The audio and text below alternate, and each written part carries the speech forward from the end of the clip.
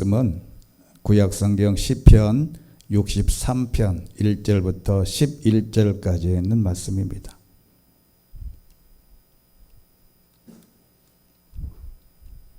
기도하겠습니다. 하나님 아버지, 오늘도 주의 전에 와서 예배하며 주의 말씀을 함께 묵상합니다. 말씀이 내 말씀이 되게 하시고 하나님의 음성으로 들려지게 하옵소서. 우리를 구원하신 예수 그리스도 이름으로 기도하옵나이다. 아멘. C.S. 루이스라고 하는 사람은 우리가 이름을 들어서는 누군가 이렇게 생각을 할 수도 있습니다. 얼마 전에 나니아 연대기라고 하는 그 유명한 영화가 상영되게 됐는데 그 나니아 연대기를 쓴 사람이 이 C.S. 루이스라고 하는 사람입니다. 이 사람은 영국의 소설가이자 성공의 평신도 성도였습니다. 우리가 잘 아시는 대로 이 성공회는 영국에서 국교입니다. 지금 미국의 백인 사회에서도 성공회는 탑 클래스, 즉 백인들 위주로 아주 그 상류층 사람들만 다니는 걸로 유명한 교회입니다. 이 C.S. 루이스는 케임브리지 대학교에서 철학과 르네상스 문학을 가르친 아주 탁월한 유명한 교수였습니다. 그는 북아일랜드 벨파스트라고 하는 데서 태어났는데 그가 그 부모가 사망을 계기로 이제 무신론자에게 빠졌다가 로마 카톨릭 신자인 톨킨 그리고 여러 친구들하고 사귀면서 무신론자에서 30세에 드디어 개종을 해서 성공의 신앙을 받아들이고 성공의 홀리 트리니티 교회에서 이제 평생 신앙생활을 했습니다. 영국 성공회는 영국의 개신교 이름이고 따라서 영국 성공회는 아까 말씀드린 대로 국교입니다. 다이애나비나 황실의 결혼할 때도 웨스트민스터 대사원에서 그 교회에서 거기가 바로 성공의 성당입니다. 이 성공의 신부는 목회자를 신부라고 표현하지만 성공의 신부는 결혼을 다 합니다. 그래서 개신교의 루터교하고 비슷한 맥락입니다. 이분이 옥스퍼드 대학교에서 문학과 철학 동아리인 잉클링스라고 하는 유명한 그 단체가 있었는데 여기 멤버였는데 우리가 잘 아는 반지의 제왕이라고 하는 이 소설을 써서 이 드라마나 영화로 나온 톨킨이라고 하는 사람과 아주 친한 친구입니다. 그는 개신교도이지만 개신교, 로마 캐톨릭 등 기독교 교파를 초월해서 교리를 설명한 이 C.S. 루이스는 아주 그 유명한 변증과 소설로서 유명한 사람입니다. 이 사람이 이제 아까 말씀드린 대로 나니아 연대기. 그래서 이 소설은 어슐러 르귄이라고 하는 사람 어시스 시리즈 또는 톨킨의 반지의 제왕 그리고 이 나니아 연대기가 세계 역사의 3대 판타지 소설로 꼽히게 됩니다. 이 C.S. 루이스라고 하는 사람이 순전한 기독교 또 고통의 문제 이 고통의 문제라고 하는 책은 요 정도 되는 두꺼운 책인데요. 우리 세계 역사에서 이 사람이 왜 고통을 당하냐 이 고통의 문제를 설명한 유명한 책입니다. 그리고 스크루테이프의 편지 또는 나니아 연대기 등이 있는데 물론 이 나니아 연대기는 영화로도 만들어졌습니다. 근데 제가 왜 이걸 길게 소개하냐면 일반 사람들은 나니아 연대기가 기독교 영화라는 것을 몰라요. 이 원작자가 기독교인이라는 것을 모릅니다. 자, 여러분 우리가 왜 한국 기독교가 사회의 영향력을 회복하지 못한 이유를 들으려고 하면 저는 이 이야기를 하고 싶어요. 기독교인들이 방송에 나가서 자기가 기독교인이라는 것을 말 안 해요. 말하면 방송에서 뭐 이렇게 적대 감정이 있는 사람들이 보다가 마음이 상한다 이 말이에요. 여러분 김형석 교수나 우리 김창옥 교수나 또는 뭐 지난번에 말씀드린 장기래 박사나 또는 TV에 잘 나와서 사회 잘 보는 김성주나 또 최원이나 뭐 이런 김원희 이런 사람들은 다 크리스찬들인데 자기가 크리스찬인 것을 말 안 해요. 그것을 말해야 한국 기독교에 대한 인식이 많이 바뀔 텐데 그걸 얘기를 안 해. 밖에 가서 방송에서 내가 크리스찬이라는 말을 하는 순간에 우리나라에는 그런 종교적인 편향이 너무 심해서 그렇게 하는 사람들을 배격하기 때문에 말 안 해요. 그런데 이것을 해야 된다는 것이죠.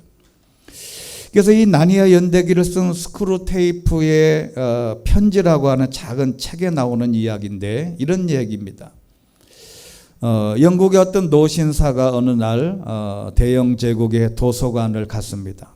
여러 가지 책 중에서 잡힌 책이 신앙에 관한 책이었는데 이 책을 읽다가 마음속에 갑자기 이런 생각이 들었어요.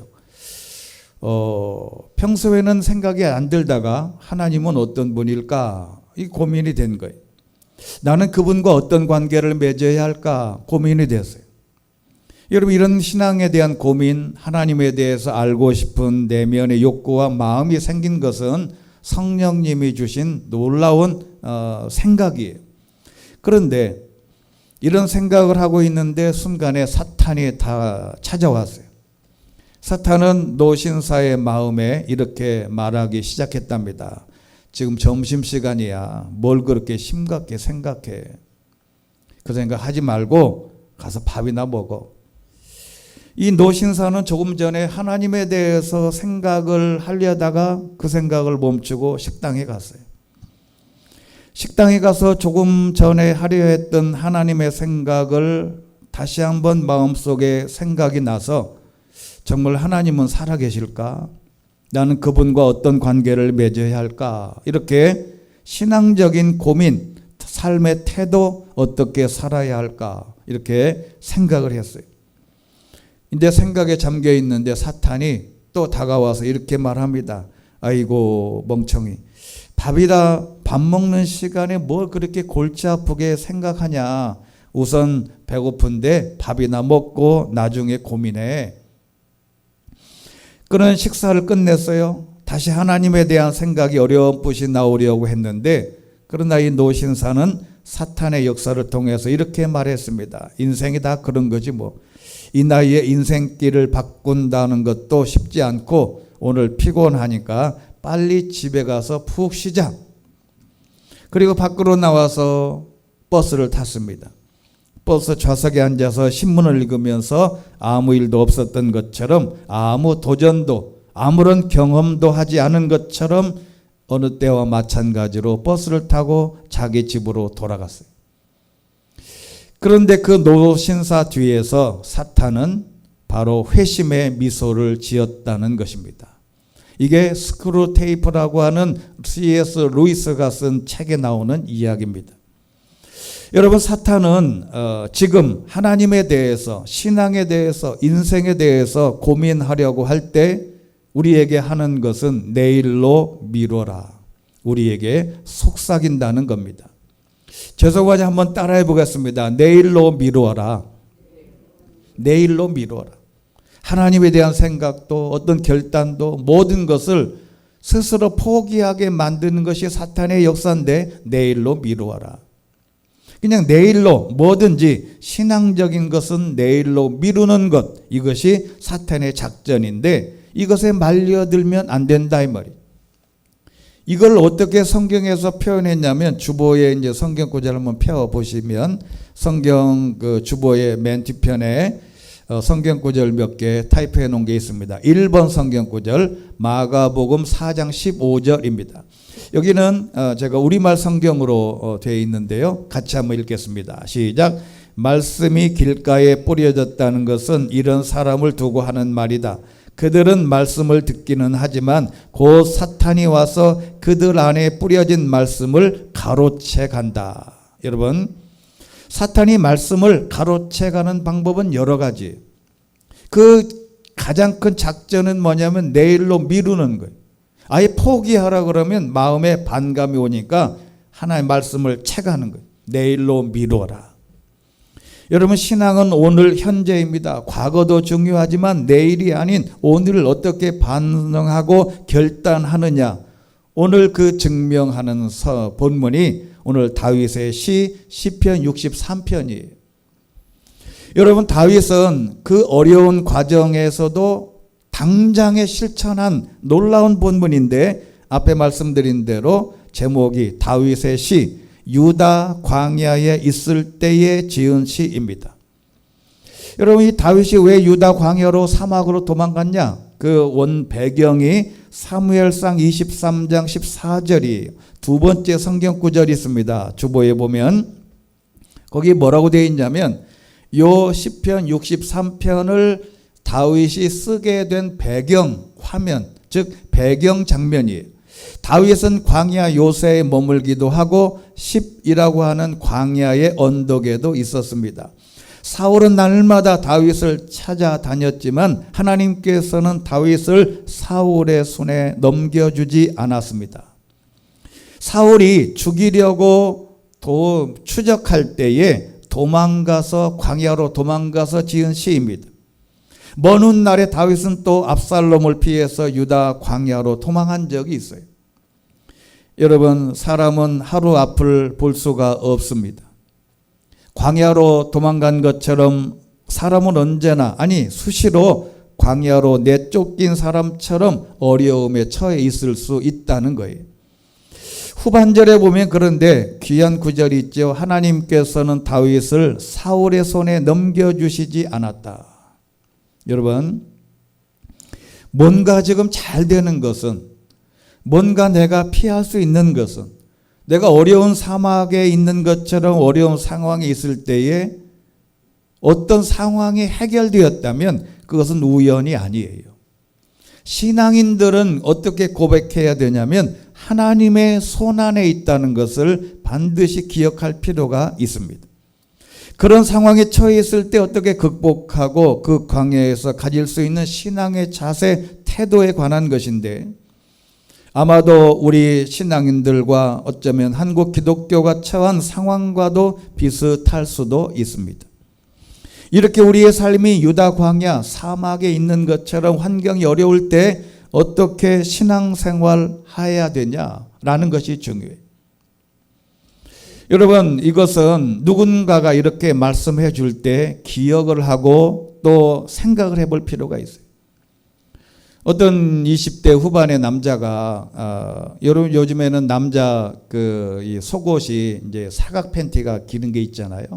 이게 사각 팬티가 속옷인지 겉옷인지를 잘 구분이 잘 안 돼. 그래서 이제 어느 날 20대 후반의 남자가 사각 팬티만 입고 밖에 나가 슈퍼에 갔어요. 갔더니 그 슈퍼 주인이 여자인데 못 알아보는 거예요. 그 말을 너 왜 팬티만 입고 다니냐 그러는데 그걸 얘기를 안 하니까 내가 이렇게 입고 다녀도 사람들이 못 알아보나 봐. 그래가지고 바로 당구장 가고 뭐 시장도 가고 하루 종일 돌아다녀요. 팬티만 입고. 근데 집에 딱 들어갔더니 엄마가 그러는 거예요. 야! 너 앞에 있는 슈퍼집 아줌마가 그러는데 너 팬티만 입고 하루 종일 돌아다녔다며? 그래. 말을 안 하니까 모르는 거지.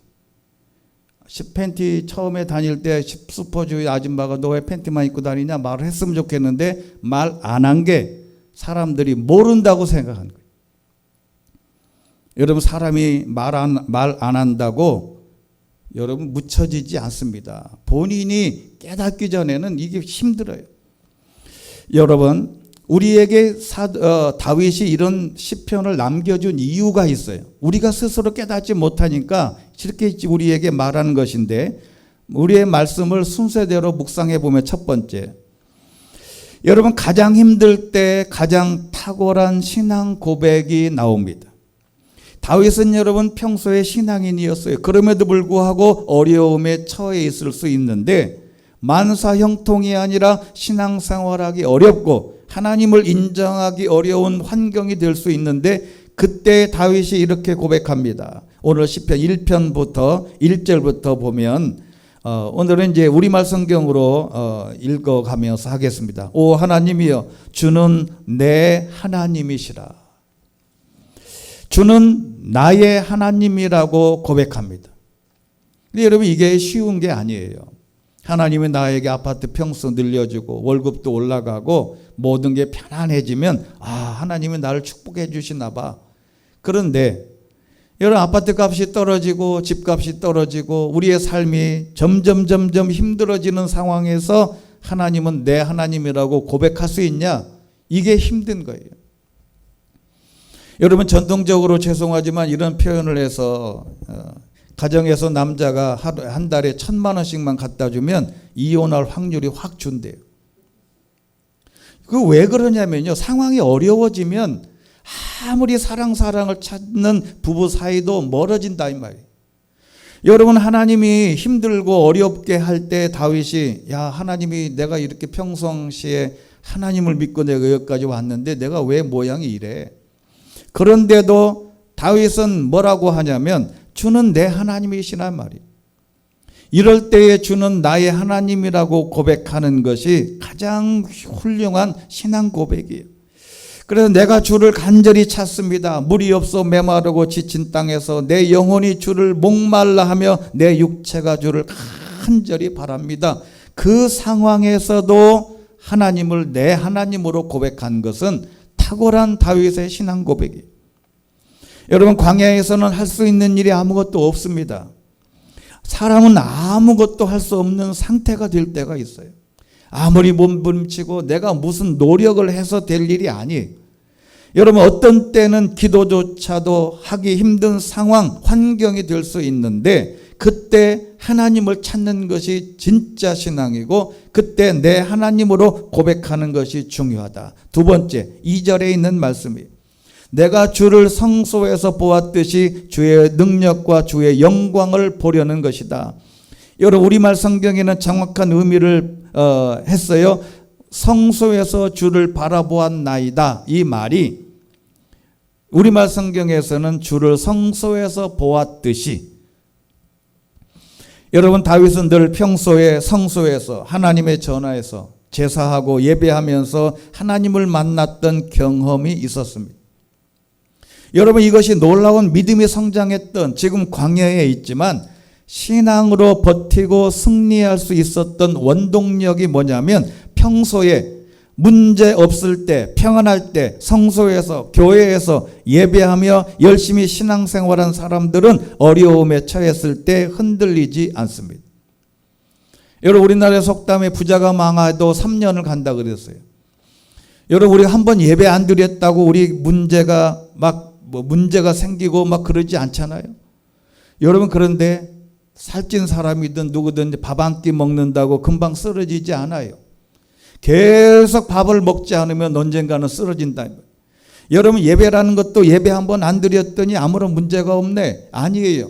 처음에는 다 그건 것 같아요. 그런데 다윗이 옛날에 자기가 성소에서 하나님을 만나고 하나님을 보았듯이 오늘 그 사막의 현장에서 내가 그 주의 능력과 영광을 보기를 원합니다 라고 기도한 것이, 이것은 간증거리라는 말입니다.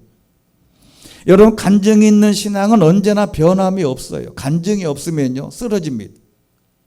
내가 하나님을 만난 경험, 하나님이 기도해서 승리한 경험이 없는 사람은 어려움이 처해 있으면 금방 쓰러져요.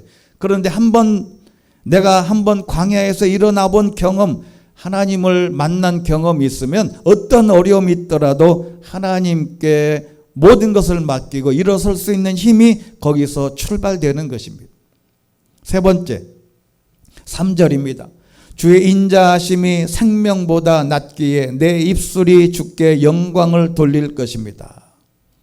여러분, 제가 주석을 찾아보니까 이걸 어떻게 번역했냐면, 나중에 구조되면 하나님께 드리려고 하는 감사 찬송을 앞당겨 벌써 부른다.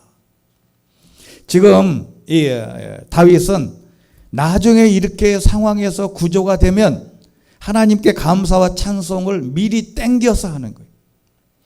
여러분 이게 기가 막힌 표현이에요. 감사와 찬송을 미리 앞당겨 한다는 것은 모든 상황이 다윗에게 유리한, 그리고 생명을 잃지 않고 영광의 자리에 있음을 미리 믿음으로 확신하는 행위입니다. 그리고 더 중요한 게 있어요. 입술로 범죄하지 않는 것입니다. 여러분 사람이 힘들면 가장 먼저 하는 게 뭔 줄 아세요? 입술로 범죄하는 것, 입술로 내 감정을 말하는 것, 내 입으로 범죄하는 것. 여러분 이런 장면이 욥기에도 있어요. 욥이 부자로 아무런 문제가 없을 때 욥의 부인이 옆에서 아주 잘 지냈어요. 근데 욥이 하나님께서 시험을 하자 문제가 생기니까 욥의 아내가 뭐라 그랬냐면, 여러분 세 번째 성경 구절이 있습니다. 주보에 보면 이렇게 돼 있어요. 개정개혁판에는 당신이 그래도 자기의 온전함을 굳게 지키냐? 하나님을 욕하고 죽어라 이놈아. 자기 남편한테 그래. 우리말 성경에는 뭐라고 그랬냐면, 그 잘난 충성심이나 붙들고 있냐? 차라리 하나님을 저주하고 죽어버려라. 입술로 범죄하는 거예요. 악담하는 거예요. 여기에 욥이 뭐라고 얘기하냐면 욥기서 2장 10절입니다. 네 번째 성경 구절 같이 한번 읽겠습니다. 시작. 그러나 그가 아내에게 대답했습니다. 정말 어리석은 여자처럼 말하는군. 그래, 우리가 하나님께 좋은 것만 받고 고난은 받지 않겠다는 것이냐? 이 모든 일에도 불구하고 욥은 입술로 죄짓지 않았습니다. 이것이 진정한 신앙 고백이에요. 평상시에는 생각을 어떻게 했든 어떻게 했든 상관없어요. 문제가 생기면 입술로 죄를 짓는 거예요. 입술로 하나님을 원망하는 거예요. 입술로 상대방을 욕하는 거예요. 입술로 범죄하는 거예요. 여러분 입술로 죄짓지 않았다는 것은 중요한 신앙 고백의 자세입니다. 여러분 사람이 어려워지면 말로, 입술로, 악담으로 범죄합니다. 나중에는 하나님의 사역을 깎아내려요. 하나님을 저주합니다. 나아가서는 하나님의 교회를 욕해요. 여러분 이게 신앙이 아주 잘못된 자세인데, 다윗이 심각하고 죽음의 골짜기에 처해 있을 때도 입술로 범죄하지 않고 하나님을 찬양하겠다는 고백이야말로 그야말로 탁월한 신앙 고백입니다. 여러분 우리의 입술로 죄를 짓지 않게 되기를 주의 이름으로 축원합니다. 네 번째는 4절입니다. 이렇게 내가 살아있는 동안 주를 찬양하고 주의 이름 때문에 내 손을 들어 올릴 것입니다. 손을 들리이다. 여러분 유대인이나 이스라엘 백성들은 전통적으로 기도할 때 손을 다 들었어요. 여러분 우리가 손을 이렇게 드는 게 아니고 손을 이렇게 들고 이렇게 기도를 합니다. 여러분 우리가 이슬람에서도 보면 이제 기도할 때 이렇게 했다가 손을 이렇게 했다가, 그다음에 불교에서도 되게 이게 108배 같은 데 할 때 보면 엎었다가 다 손을 들어요. 이스라엘 백성 유대인들 손을 이렇게 들고 기도하는 것은 바로 하나님 앞에 항복을 말하는 것이죠. 겸손을, 자기 의지를 표현하는 것인데, 하나님 앞에 내 손을 들고 내가 하나님 앞에 다 손 들고 나온다. 찬송가 가사처럼 하나님 앞에 손 들고 나온 자세를 말합니다. 그리고 다섯 번째, 지금 다윗이 광야에 있는 상태를 이렇게 고백합니다. 5절입니다. 우리말 성경으로는 이렇게 번역했어요. 개역 개정판에는 골수와 기름진 것을 먹음과 같이라고 했는데, 우리말 성경은 내 영혼이 진수성찬으로 배부른 것 같고 기뻐하는 입술로 내 입이 주를 찬양할 것입니다. 내 육체는 지금 말할 수 없는 고통의 현장, 물이 없고 먹을 거리도 없고 죽음 앞에 두려움에 떨고 있지만, 내 영혼은 진수성찬을 먹은 것처럼, 배부른 것처럼 기뻐하고 하나님을 찬양할 것이다. 우리의 몸은 힘들고 어려워도 우리의 영혼은 하나님을 찬양하겠다는 다윗의 고백이. 먼 훗날 사도 요한은 이렇게 말했습니다. 다섯 번째 성경 구절이죠. 요한 3서 1장 2절 유명한 본문이죠. 사랑하는 자여 내 영혼이 잘됨 같이 내가 범사가 잘되고 강건하기를 내가 간구하노라. 영혼이 잘됨 같이 우리의 영혼이 잘되는 것을 말합니다.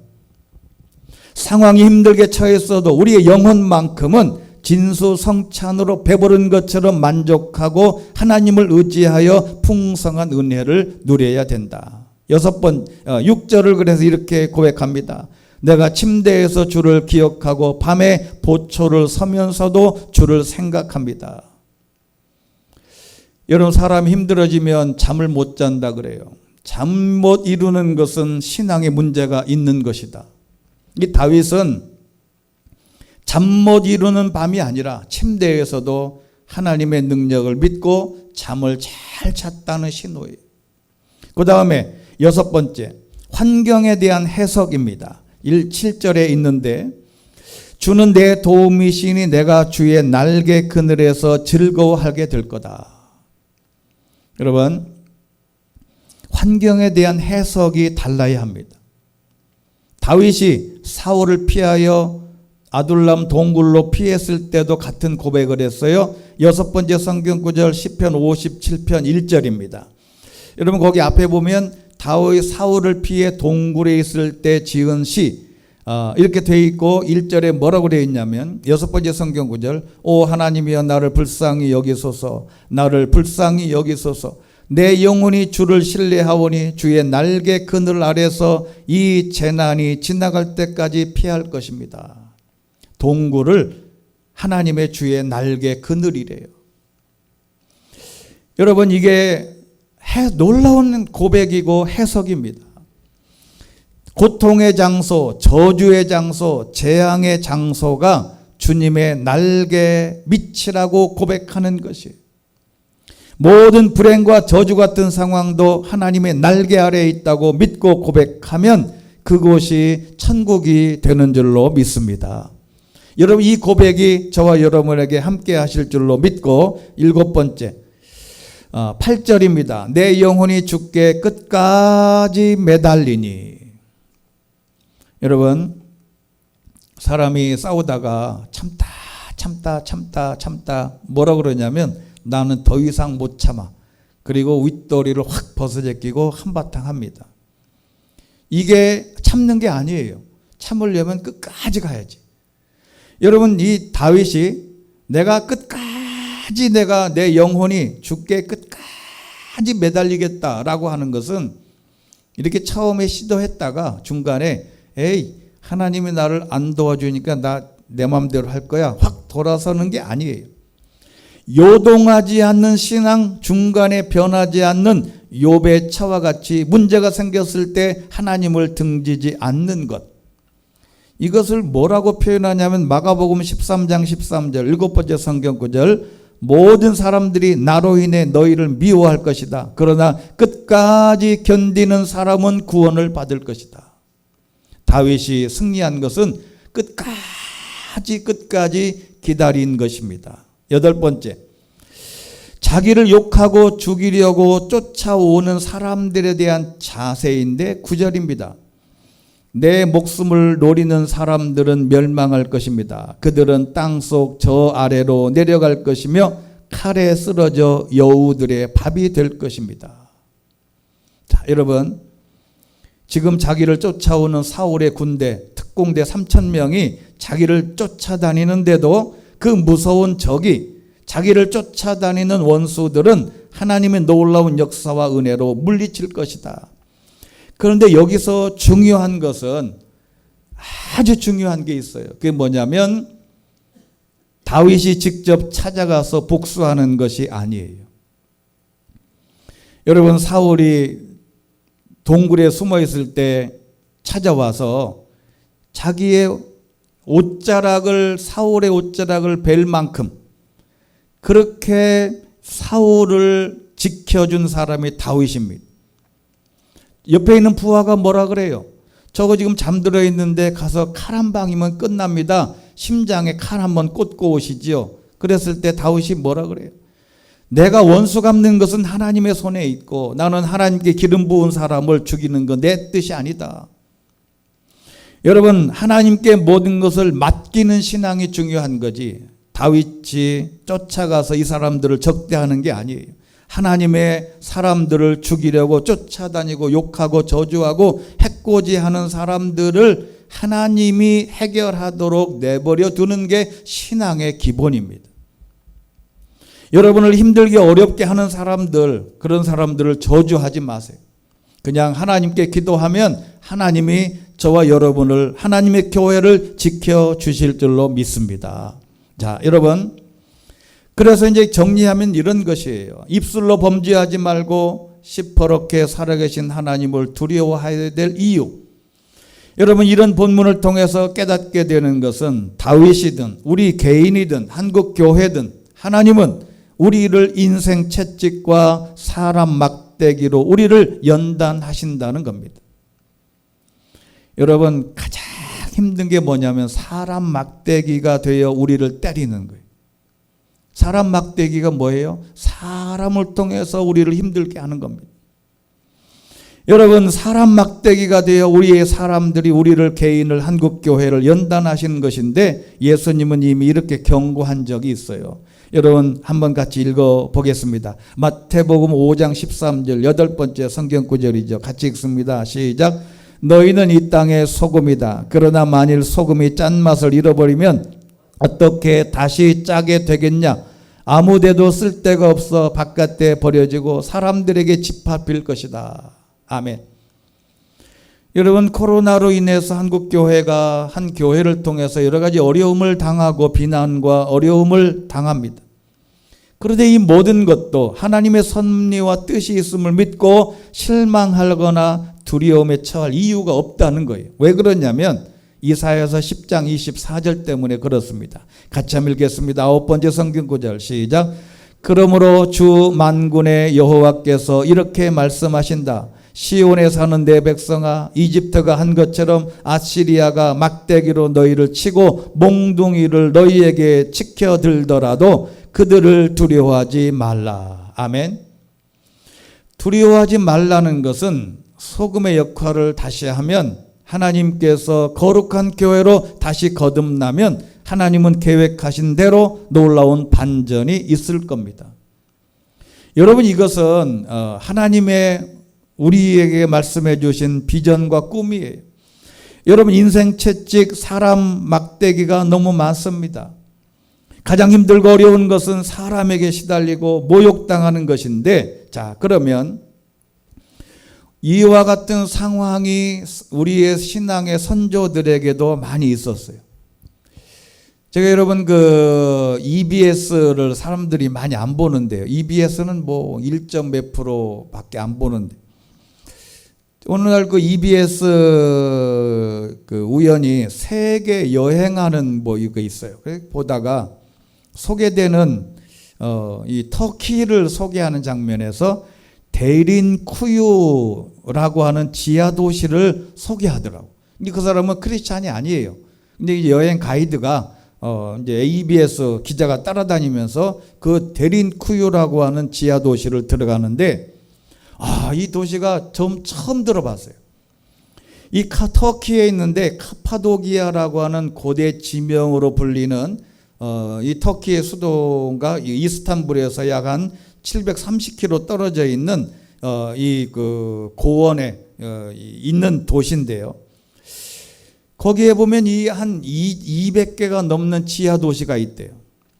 근데 이게 1963년도에 발견했는데 지하 8층까지 내려가는데 깊이가 85m가 넘고 그 수용 인원이 2만 명이 넘는데, 그래서 거기 왜 이 데린쿠유라는 게 깊은 우물이라는 뜻인데 이게 왜 이렇게 동굴을 팠을까 조사를 해봤더니 초기 그리스도교 시대의 1세기경에 로마 박해를 피해서 피난처를 찾아온 크리스찬들이 파놓은 동굴이에요. 그러니까 예루살렘에서 안티키아와 카이세라를 거쳐 도착한 크리스찬들이 그 중앙고원의 사막 가운데로 들어가서 동굴을 파서 거기서 신앙생활 했던 것이죠. 여러분, 이것은 놀라운 이 신앙의 자세입니다. 여러분, 이 사람들이 기독교 박해를 피해서 그 동굴을 파고 거기서 숨어서 신앙생활 했던 흔적, 데린쿠요. 그 다음에 또 하나는 여러분이 잘 아는 이름이 있죠. 카타콤이라는 도시가 있어요.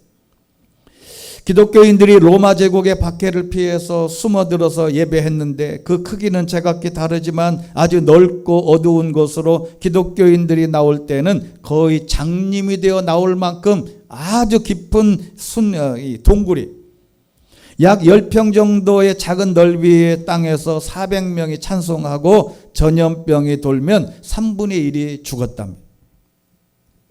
콘스탄티누스가 로마 황제로 등극한 후에 313년 밀라노 칙령을 발표하면서 기독교 박해가 끝났는데, 끝나고 나서 밖에 가서 신앙생활했던 크리스찬들이 기독교인들이 핍박을 받지 않고 나왔다가 다시 타락한 것을 보고 후회한 기독교인들이 다시 들어가서 생활했습니다.